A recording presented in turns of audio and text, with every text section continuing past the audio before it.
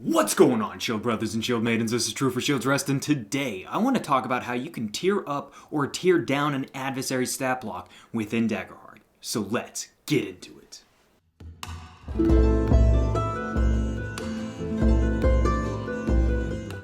So if you have the 1.5 manual, all you got to do is go to chapter 6 on page 389. Just go to the back and they've got everything you need right there. But let's go ahead and talk through some of that, okay? Alright, so starting off on page 389, we are going to look at the baseline attack modifiers by tier. Now, as you can see, there are ranges for each and every single tier. Like for tier 1, it's going to be -4 to +5, averaging at +1. I like having those ranges because it gives you some, basically, your lefts and your rights as to what you can increase by or decrease by depending on what you're trying to do here. I look at how hard does my adversary hit, and then that's what informs me on whether they should hit often or every now and again. This attack modifier is going to aid in this. Now, you may be like me where, as a DM, you just completely shellac your players. So that minus is going to be really nice, but it might not matter as much. But tier 1, that can be a big deal when it comes to whether you're hitting a player or not. So I always look at how hard is my adversary hitting, and do I want them to hit often or not that often? So that's what I like about this range system here.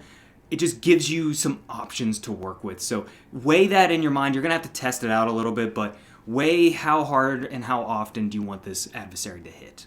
Now, looking at our scaling damage tables, this is going to help us understand how much damage do we want our adversary to do. Do we want it to be severe damage more often than not? Do we want it to be minor damage more often than not? This is going to help us create that for the adversary that we're trying to either scale down or tier up, or if we're creating an adversary for ourselves here.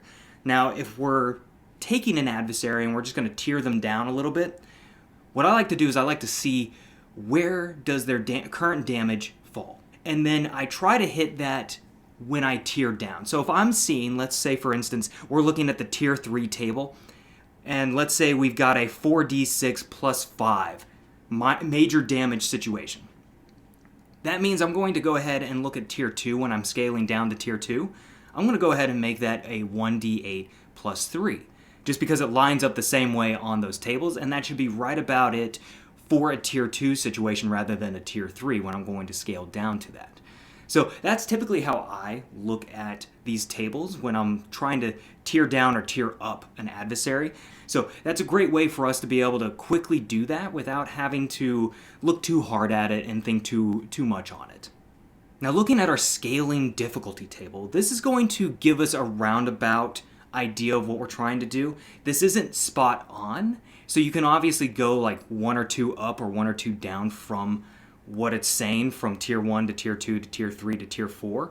Because if you notice, a lot of these adversaries are like at tier 4, 23 difficulty is what they're coming to the table with, even though tier 4 says 20. Obviously, there's going to be some nuances. So when you have an adversary that you're scaling down to, let's say, tier 2, from tier 4, you can tell that, you know what, maybe we need to go on the higher side of the tier that we're scaling down to. So for like tier 2, if we're coming from a 23 difficulty at tier 4, we could go to probably a 16 difficulty at tier 2, no problem. That can get right about there, maybe a 15, just to be a little bit closer. But either way, it's going to take a little bit of play testing on your part to see what really is going to work and what's too hard to hit for your players and what's just about right. Now, looking at our scaling damage thresholds table, this is a great table to help us understand where our adversary currently stands at the tier that they're currently at. Are they considered fragile? Are they considered standard, tough, extra tough? What are we looking at here? So when you're doing this, you want to see where they fall on this table, and then see where do you want them to get to. Are we wanting to make this tier 1 tough adversary that has a major 8 and severe 16? Do we want to make them a tier 3 tough where they are a major 25 and severe 40? Now, a lot of these are going to be a plus a couple or minus a couple, depending. So they're going to kind of fall halfway in between one or the other when it comes to these columns. So do the same math when it comes to the tier up or the tier down, depending on what you're trying to do with the adversary you have. So let's look at the example that they actually have in the book. I think this is a good way to kind of describe what it looks like and what we're looking for, because it's not a whole lot of pieces that we need to tier up or tier down with, thankfully. It's just a matter of understanding it, and then you should be able to do this pretty quickly just based off of the charts that we have in the book. So let's look at the side-by-side comparison for the Assassin Poisoner from Tier 2 to Tier 1. We're going to tier down this adversary. What does that look like? So what we're looking for first and foremost is the difficulty. We want to start from the left and we're going to go all the way down, and then we'll move to the right and deal with the features. So starting from the left, difficulty actually comes down from a 14 to a 12. Then they take the attack modifier down from a +3 to a +2, and then the Poison Dagger changes only by a little bit. They still maintain the 2d8, but they change it from a 12 physical damage to +5 physical damage. Looking at the Major and Severe, we go from 8 and 16 to 5 and 10. Not too crazy, not too drastic, but enough of a change to make it feel more like a Tier 1 rather than a Tier 2. Now, if you notice, they actually haven't changed the HP or the stress or the experience. None of that has changed in any way, shape, or form, and it actually doesn't even when they tier up to Tier 4. I would suggest that you look at maybe upping or adding an experience when you get into Tier 4, just to kind of help this adversary a little bit more in that endeavor. Now, looking at the features, if you notice, there is one feature that got removed, and that would be the Grindletooth Poison passive.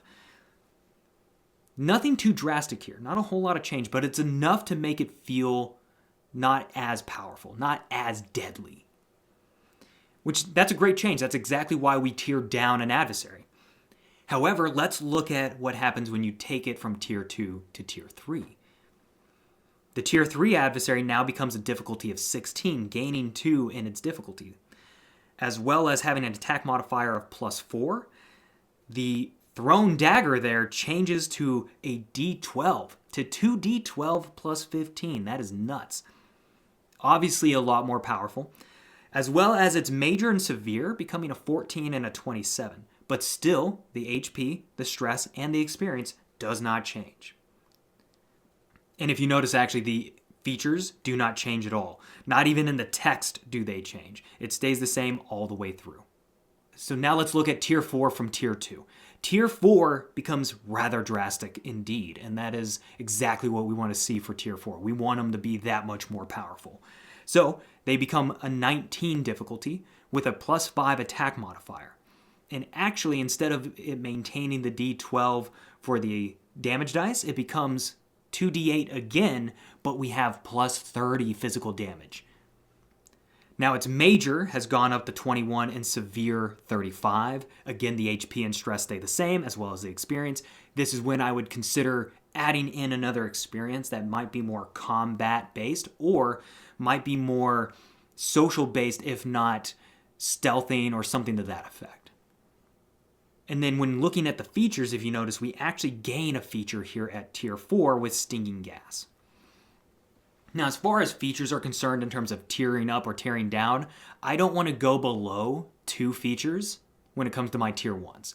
2 features is fine for a Tier 1, and then it just allows you to go up from there, but it still gives you something to work with your adversaries, even at Tier 1.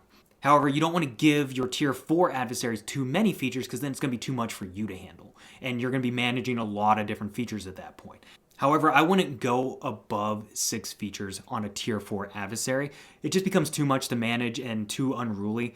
But 4 features is pretty good. I might add in a 5th feature if I'm feeling froggy. So just saying, but that's kind of how you tier up or tier down an adversary. Now, my suggestion for features is have a list of features.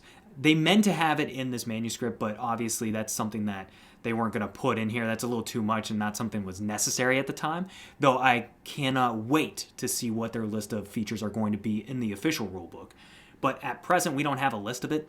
I personally make my own list for features, especially when I want to create my own adversaries or when I do want to tier up or tier down an adversary. So that way I know what I can take away and what I should give them.